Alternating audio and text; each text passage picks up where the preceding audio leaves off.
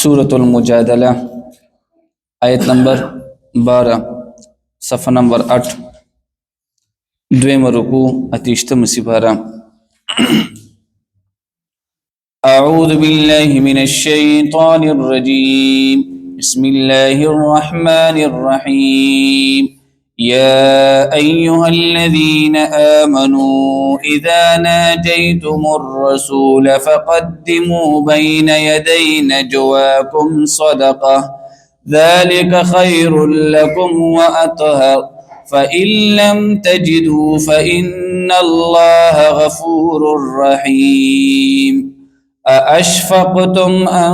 تقدموا بين يدي نجواكم صدقات فإذ لم تفعلوا وتاب الله عليكم فأقيموا الصلاة وآتوا الزكاة وأطيعوا الله ورسوله والله خبير بما تعملون صدق الله العظيم سورة المجادلہ آیت نمبر 12 دویم رکوع اتیشتم سپارہ اردو کیوں دا ملگری راغلی دی درس و اردو کی گی اگر آپ کو ماقبل سبق یاد ہو تو اس میں اللہ رب العزت میں معاشرے کے لیے چند آداب کو ذکر کیے تھے۔ وہ آداب یہ تھے کہ پہلی بات یہ ہے کہ جب بھی ہم کوئی مشورہ کرتے ہیں تو وہ اللہ پاک کے خلاف اور حضور علیہ السلام کے خلاف نہ ہو، بلکہ مشورہ جو ہے نا یہ ایک اچھی چیز کے لیے ہو تو اس پر اجر بھی ملتی ہیں، اور اس پر حضور علیہ السلام کی طرف سے جو سنت اعمال تھے ان کے آداب تھے وہ ہم نے تفصیل سے ذکر کی تھی۔ اور دوسرا جو ہے نا معاشرے میں مجلس کے جو آداب تھے یہ آیت نمبر 11 میں ہم نے تفصیل کے ساتھ اس میں بیان کیا تھا۔ اور دوسرا یہ کہ اہل علم کے درجات یہ اللہ پاک نے متعین کیے کہ ان کے درجات یہ عام لوگوں سے بنسبت بہت بڑے ہیں، یہاں تک یہ ماقبل درس کا ایک خلاصہ ہے۔ یہ آیت نمبر 12 آیت نمبر 13 اس میں اللہ رب العزت نے منافقوں کی ایک خصلت کو بیان کی ہے، اور اس خصلت کے ذریعے سے اللہ تعالیٰ عام مسلمانوں کی بھی اصلاح فرما رہے ہیں۔ حضور علیہ السلام کے دور میں منافق لوگ حضور علیہ السلام کے ساتھ سرگوشیاں کرتے تھے، حضور علیہ السلام کے ساتھ مشورے کرتے تھے، لیکن وہ سرگوشیاں اور وہ مشورے وہ بامقصد نہیں تھے بلکہ وہ بے مقصد ہوا کرتی تھی۔ ان مشوروں کی کوئی حیثیت نہیں تھی، ان کا مقصد صرف ان سرگوشیوں سے یہ تھا کہ حضور علیہ السلام کو تنگ کیا جائے، اور مسلمان جو حضور علیہ السلام کے ساتھ مجلس میں بیٹھتے تھے تو وہ ان کا مقصد یہ تھا کہ یہ مسلمان حضور علیہ السلام کی مجلس سے استفادہ حاصل نہ کرے، تو یہ منافق لوگ آتے تھے اور حضور علیہ السلام کے ساتھ بے مقصد مشورے کرتے تھے، اور اس مشوروں کی مقصد صرف یہ تھی کہ حضور علیہ السلام کا وقت یہ لوگ ضائع کرتے تھے، نمبر 1۔ اور دوسرا مقصد ان مشوروں سے یہ تھا کہ جو مسلمان اہل علم حضور علیہ السلام کے ساتھ بیٹھتے اور حضور علیہ السلام کے مجلس سے جو فائدہ یہ لوگ حاصل کرتے تھے تو یہ منافق لوگ یہ کرتے کہ وہ فائدہ ان سے چھین لیتے، ان کا وقت ان سے لے لیتے۔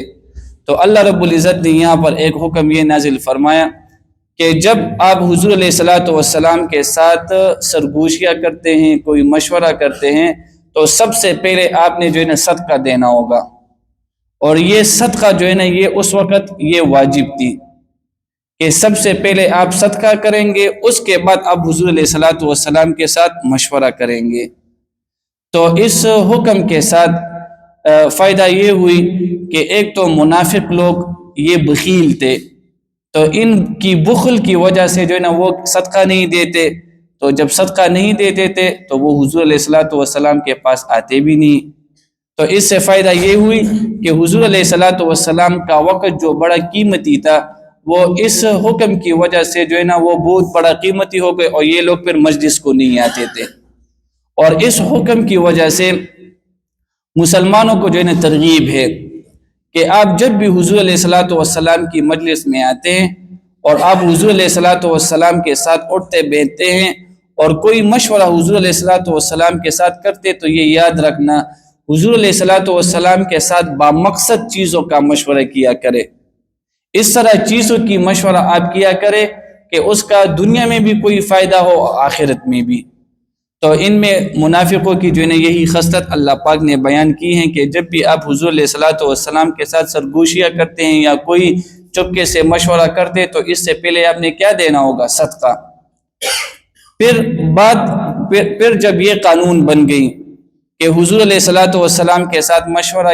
مشورہ کرنے سے پہلے آپ نے صدقہ کرنا ہوگا، تو اس قانون کے بعد حضور علیہ الصلوۃ والسلام کی مجلس میں یہ منافق لوگ پھر نہیں آتے تھے. اور کیوں نہیں آتے تھے؟ اس لیے کہ یہ بخیل تھے اور یہ لوگ یہ نہ صدقہ نہیں دیتے تھے. تو جب حضور علیہ الصلوۃ والسلام کی مجلس سے یہ لوگ باہر ہو گئے تو اللہ رب العزت نے پھر یہ آیت نمبر 13 میں اس حکم کو منسوخ کیا کہ اگر آپ جو ہے نا حضور علیہ الصلوۃ والسلام سے مشورہ کرنے سے پہلے اگر آپ لوگوں نے صدقہ نہیں دیا تو کوئی بات نہیں، وتاب اللہ علیکم، اللہ پاک آپ کو معافی کر لے گا. تو بعد میں پھر یہ حکم منسوخ ہو گیا. تو اس آیت نمبر 12 اور 13 میں یہی دو باتوں کا ذکر ہے. یا ایھا الذین آمنوا، اے ایمان والو، اذا ناجیتم الرسول، جب تم سرگوشی کیا کرو حضور علیہ الصلوۃ والسلام سے، فقدموا، تو تم پیش کرو، بین یدی نجواکم، اپنی مشوروں سے پہلے، صدقہ، کوئی صدقہ. اس صدقے کے لیے کوئی مقدار متعین نہیں تھی کہ مشورے سے پہلے کتنی صدقہ لازم ہے. یہ اس وقت صاحب حیثیت کے مطابق ہوتی تھی